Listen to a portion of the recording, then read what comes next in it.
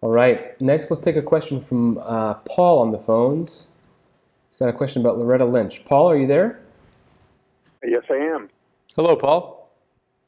Hi, Senator. How are you? Doing just great, thank you. I appreciate you spending your time with us, so many of us now.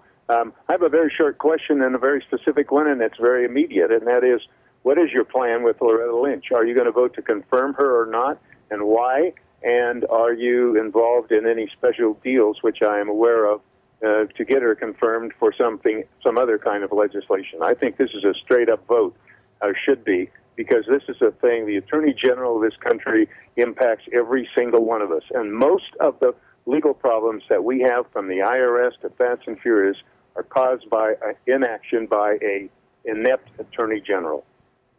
So what's your plan? Paul, I'm going to vote against Loretta Lynch, and I'm not sure what the vote count is going to be at the end of the day, but regardless of what it is, I'm voting against her. Let me explain why. When Loretta Lynch was first nominated to fill Eric Holder's position as Attorney General, I looked forward to meeting her. I looked forward to reviewing her record and interviewing her as a member of the Senate Judiciary Committee where I serve. I hoped that I would like her. I hoped that I would be able to vote for her. I hoped and kind of expected that I would find her to be a breath of fresh air after Eric Holder. Because I can tell you, Paul, I've sat through a lot of hearings in which Eric Holder has refused to answer questions that I've asked him very directly. Many of them were simple questions, others were less simple, but he hasn't answered my questions, and it's been a source of great frustration to me not to be able to get to the bottom of questions that are important to the American people. Questions about things like Fast and Furious and other programs that you refer to, other situations that you describe, that the American people deserve to know more about. I discovered when I interviewed Ms. Lynch in our Senate Judiciary Committee hearing that she was not any more forthcoming than Eric Holder. I asked her very basic questions. For example, I asked her questions about prosecutorial discretion, about what it is that gives the president the right, in the name of prosecutorial discretion, basically to rewrite our immigration laws. She declined to answer. I then asked her other questions designed to just help me figure out what she believed were the natural limits of prosecutorial discretion in general, understanding that maybe she was reluctant to talk specifically about the president's executive amnesty action. I thought maybe she would give me an answer to my question in more hypothetical terms. She refused to do so.